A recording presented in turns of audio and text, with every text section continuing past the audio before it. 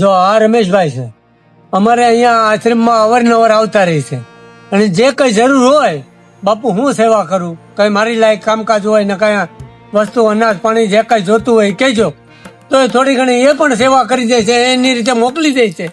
અને ગામના એના જાયભાઈ, એના ભાઈબંધ દોસ્તારો, એનો પરિવાર ગમે એને કે ને એ લોકો બધા મંડળ આવી અને થોડું ઘણું દઈ જાય છે. મને બહુ સહકાર આપે છે. હાવ સહકાર આપે છે થોડો થોડો. આ મંદિર બન્યું ને અને 40 વર્ષ થઈ ગયા અને પેલા કમોદાસ બાપુ હતા, પછી મને બાપુ હોપીને ગયા છે, બરોબર. અત્યારે હું અહીં મારા થઈ ગયા, મારે 40 વર્ષ થઈ ગયા. આ ગાડી ધજડી થી દરબારે મને દાનમાં આપેલી છે આ ગાડી, અને આ ગાડી લઈને હું ઇલાહાબાદ પ્રયાગરાજ કુંભ કરી આવેલો છું. તો કેમ છો મારા મિત્રો, હું ઘણા સમયથી એક વિડીયો બનાવી રહ્યો હતો જે સાવરકુંડલા તાલુકાનું બાઢડા ગામ છે. તો મિત્રો, સાવરકુંડલા તાલુકાના બાઢડા ગામમાં આશ્રમો અને મંદિરો એ બંને આવેલું છે. તો સાવરકુંડલા તાલુકાનું બાઢડા ગામ એવું છે કે જ્યાં મારા અંદાજ પ્રમાણે કોઈ પણ ગામડામાં એટલા મંદિર કે એટલા આશ્રમ નથી જે બાઢડા ગામમાં આવેલા છે. તો આપણે એ બધા આશ્રમોના અને મંદિરોના દર્શન કરવાના છે આ વિડીયોના માધ્યમથી. તો જે લોકોએ મારી યુટ્યુબ ચેનલ સબસ્ક્રાઈબ ના કરી હોય એ ચેનલને જરૂર સબસ્ક્રાઈબ કરજો અને આ વિડીયોની લિંક એકબીજાને મોકલજો, જેથી કરીને આ મંદિરો અને આશ્રમોના દર્શન થાય. તો આપણે શરૂઆત કરીએ સમર્થ સંત શ્રી ગોદડિયા બાપુના આશ્રમથી. ત્યારબાદ બધા આશ્રમો અને મંદિરોના દર્શન તમને આ વિડીયોમાં થતા જશે.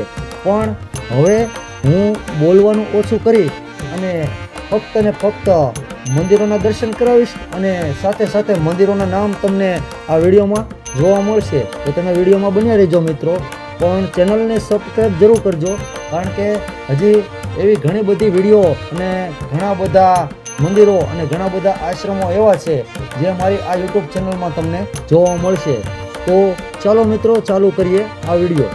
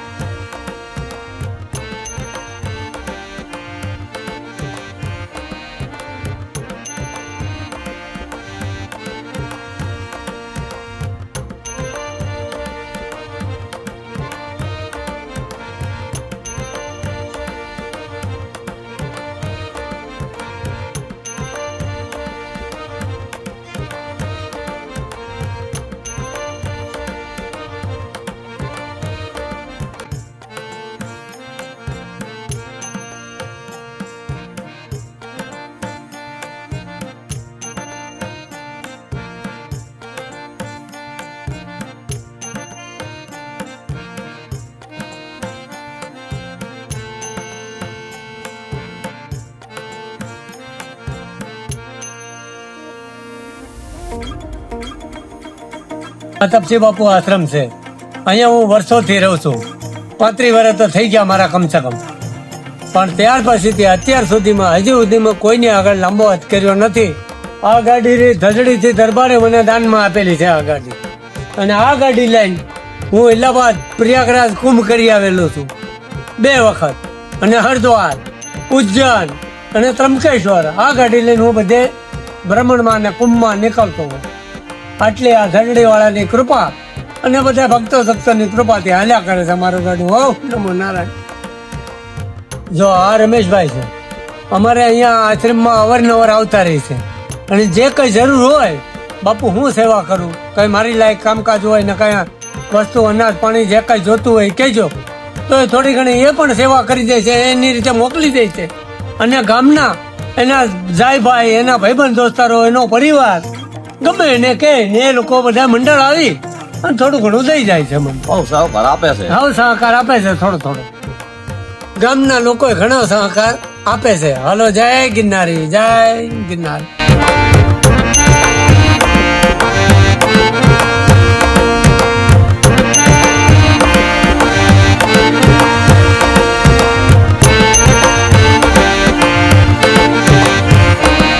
બાજડા ગામની અંદર કબીર આશ્રમની અંદર ઘણા બધા મંદિરો આવેલા છે, જેમાં સતનામ સાહેબ કબીર સાહેબનું મંદિર જે રમેશભાઈ ઊભા છે વિરાણી, એમની સામેની સાઈડમાં એ મંદિર તમને જોવા મળે છે. તો મિત્રો અહીં પણ મંદિર છે જેમાં રામદેવજી મહારાજ બિરાજે છે.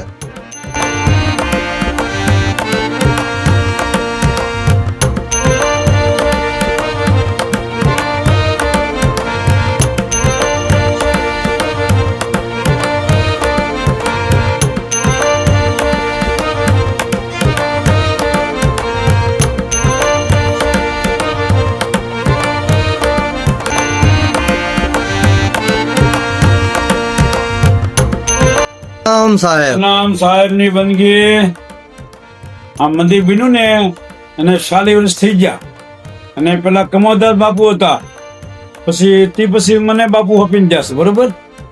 અત્યારે હું અહીં મારા થઈ ગયા, મારે 40 વર્ષ થઈ ગયા અહીંયા, બરોબર. અને બાપુ અહીંયા તમે ધાર્મિક પ્રસંગોમાં હા, પૂનમ ઉજવાય છે, બાપુની તિથિ ઉજવાય છે, ગુરુ પૂનમ ઉજવાય છે, બધું શરૂ છે. બધી બાપુનું ભજન શરૂ છે, મોટાનું શરૂ, મોટા 300 થઈ જાય, 450 બાપો થઈ જાય છે, બધું અહીં આનંદથી સાહેબ.